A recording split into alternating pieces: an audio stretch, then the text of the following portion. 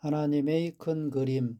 하나님은 처음부터 인간이 정복하고 다스리는 삶을 살도록 계획하셨습니다.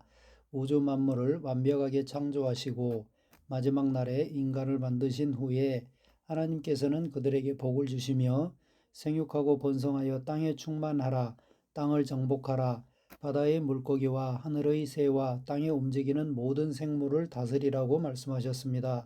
창세기 1장 28절. 하나님은 자신의 형상을 따라 인간을 만드시고 그들에게 우주 만물을 다스리는 모든 권세를 주셨습니다.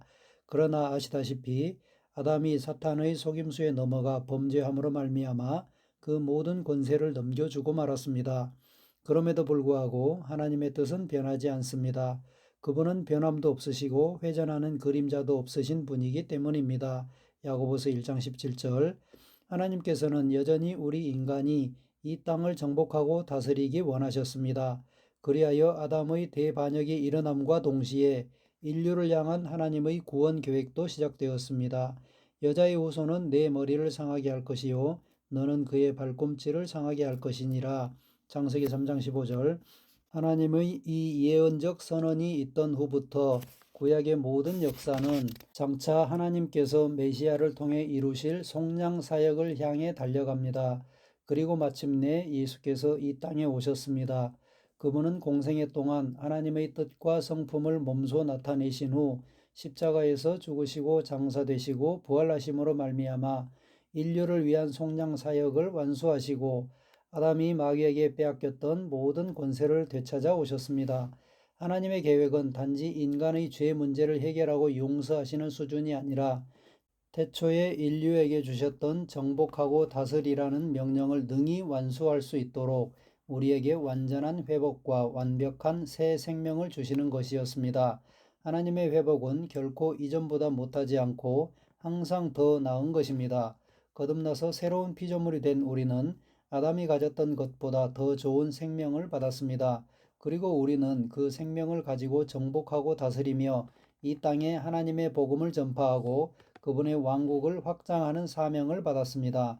결론적으로 복음의 신조는 새 언약의 교리로부터 온 중요한 요소들로서 복음의 핵심이라고 할 수 있습니다.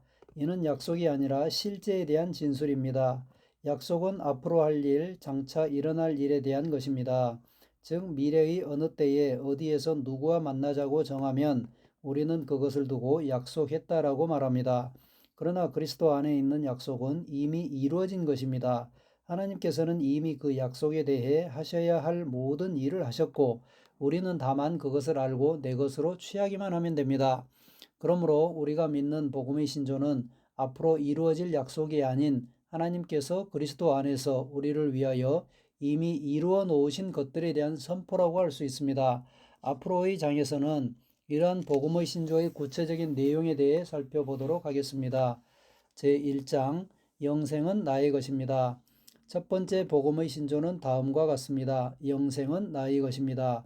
영생이란 말 그대로 영원한 생명이라는 뜻입니다.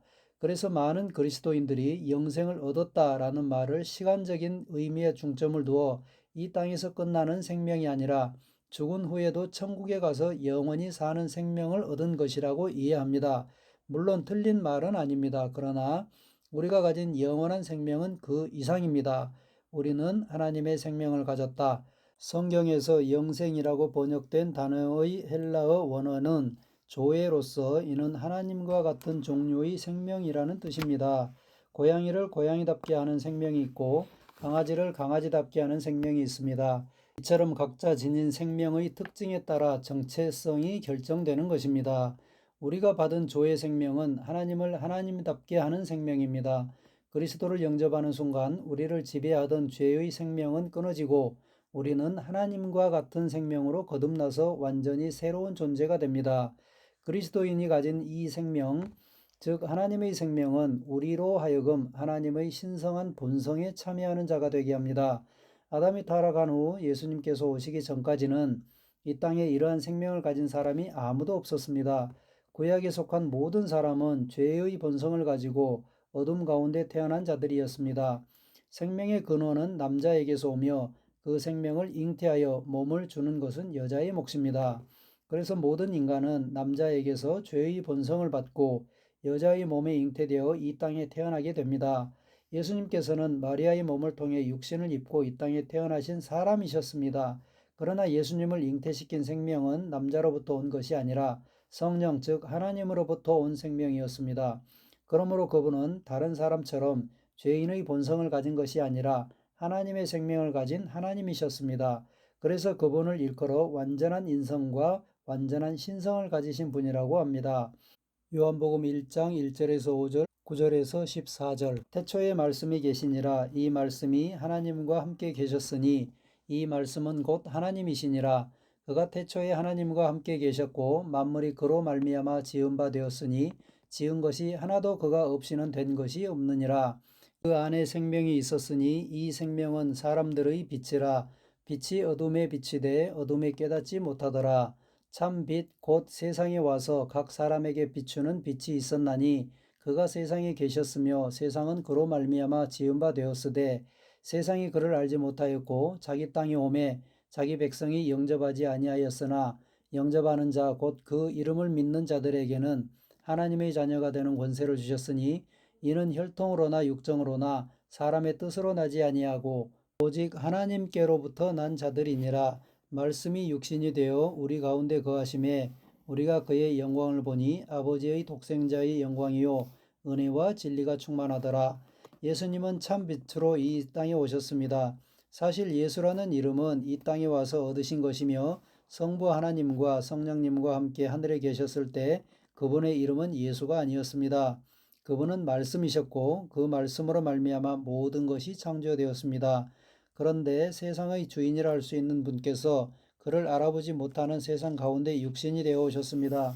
그는 근본 하나님의 본체시나 하나님과 동등됨을 취할 것으로 여기지 아니하시고 오히려 자기를 비워 종의 형체를 가지사 사람들과 같이 되셨고 사람의 모양으로 나타나사 자기를 낮추시고 죽기까지 복종하셨으니 곧 십자가에 죽으심이라. 빌립보서 2장 6절에서 8절. 그분은 죄성은 없으셨지만 이 땅에서 한 인간으로서 우리와 똑같은 연약함을 가지고 사셨습니다. 실제로 성령을 받으시기 전에는 예수님께서 기적을 행하신 기록이 없고 침례 요한으로부터 침례를 받고 성령으로 충만해지신 후부터 성령의 능력을 힘입어 하나님의 능력으로 기능하기 시작하신 것을 볼 수 있습니다. 그래서 예수님께서는 스스로를 인자, 즉 사람의 아들이라고 부르셨습니다. 즉 우리 인간들이 하나님의 생명으로 거듭나서 성령의 능력으로 힘입을 때의 삶을 몸소 보여주셨던 것입니다. 그런 후에 그분은 십자가에서 죽으시고 부활하심으로 말미암아 누구든지 그리스도를 영접하면 하나님의 생명을 받고 새로운 피조물로 거듭날 수 있는 길을 여셨습니다. 사람들이 애완견을 자식처럼 예뻐해서 우리 아가 엄마가 밥 줄게 라는 식으로 말하는 경우가 있습니다. 그러나 그렇다고 그 강아지와 주인이 정말로 친부모와 자식의 관계인 것은 아닙니다. 본질적으로 지닌 생명이 다르기 때문입니다. 그러나 우리는 실제적으로 하나님의 자녀가 되었습니다. 우리가 그분을 아버지라고 부르는 것은 단지 그렇게 부를 수 있도록 허락되었기 때문이 아닙니다.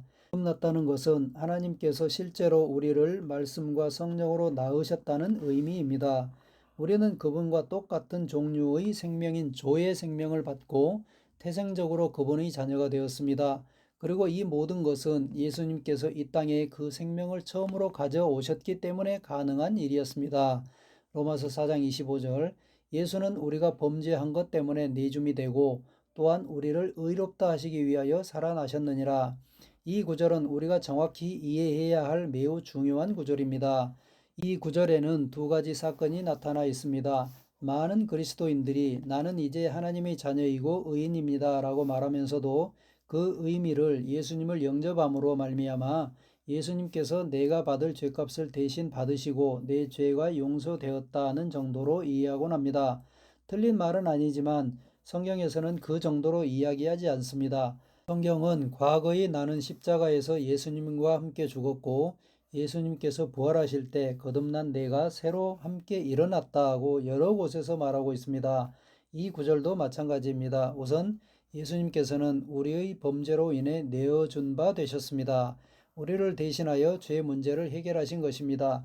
그러나 하나님의 계획은 여기에서 끝나지 않습니다. 하나님께서는 죄인에게 그분의 생명을 주실 수 없습니다. 거룩한 영이신 성령님도 죄인들에게는 들어가실 수 없습니다. 그러므로 하나님께서는 우리를 의인으로 만드셔야 했습니다. 죄 문제를 해결하실 뿐 아니라 더불어 우리를 의롭게 하시는 과정이 필요했습니다. 하나님의 계획이 완성되기 위해서는 반드시 이 두 가지 사건이 함께 일어나야 했습니다. 그러므로 이 성경 구절에 대하여 확실하게 이해한다면 우리가 하나님 앞에서 의인이라는 사실에 대해 결코 흔들리지 않을 것입니다. 의에 대해서는 다음 장 의인은 나의 것입니다. 에서 더 자세히 다룰 것입니다.